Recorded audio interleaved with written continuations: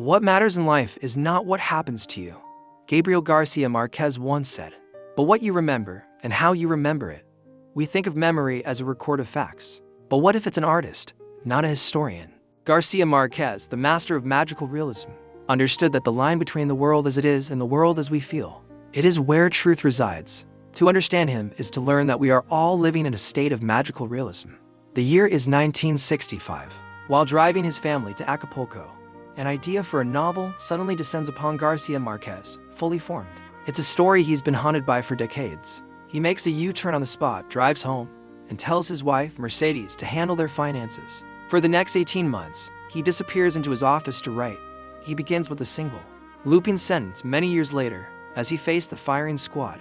Colonel Aureliano Buendia was to remember that distant afternoon when his father took him to discover ice. He wrote in a trance while Mercedes sold their car, their jewelry, and their appliances to keep them afloat. When they finally mailed the manuscript for 100 Years of Solitude, they had to pawn their last few items just to afford postage. The novel's creation reveals his first lesson. Our past is not fixed, but a story we can shape. For Colonel Buendia, the moment of his death is defined by a memory of childhood wonder. This is the core of magical realism. Our internal world of memories and feelings is just as real as the external one.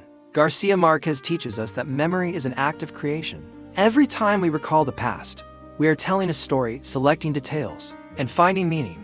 We are prisoners of our past only if we treat it as a verdict. But if we treat it as a story, we can choose to remember our courage over our fear, our connections over our loneliness. The magic isn't in changing what happened. It's in changing how you remember it. His second lesson comes from Love in the Time of Cholera. It's the story of Florentino Ariza, who waits for the love of his life. For Mina Daza, he waits for 51 years, 9 months, and for days. While she is married to another, he has hundreds of affairs. But his every action is dedicated to the day he can repeat his vow of eternal love. Our world seeks comfortable, convenient love. García Márquez saw it as a terminal illness, a glorious madness. Florentino's half-century wait is not logical. It is a testament to an irrational, all-consuming devotion. The lesson is that the deepest connections to people, to a craft, to a cause are rarely convenient. They demand a fire that refuses to die. It challenges us to ask, what am I devoted to with that same unwavering, illogical fire? As his fame grew, García Márquez became fascinated with power, seeing up close what it does to the human soul. This led to his third great lesson. The ultimate price of absolute power is absolute solitude. In 100 Years of Solitude, Colonel Aureliano Buendia starts 30 civil wars and becomes a legend. But as his power grows, his capacity for love withers. He draws a chalk circle around himself that no one can enter, a perfect metaphor for self-imposed isolation. We may not be colonels, but we also build walls in our careers and lives, chasing control and invulnerability. But every wall we build also becomes a prison. The lesson is a sobering reminder. True strength isn't invulnerability.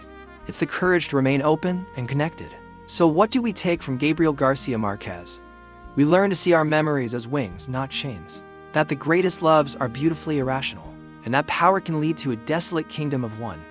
He taught us that the most profound truths require a little bit of magic. His legacy is the permission he gave us to find the mythic in the mundane, and to accept that our lives are stranger and more magical than we believe. The real magic, he reminds us, isn't in fantasy. It's in being alive fully and unapologetically. It's in the stories we tell ourselves, the passions we follow, and the connections we bravely forge against the pull of solitude. So, go out and live a life worthy of being remembered, and more importantly, worthy of being misremembered, with a little bit of magic.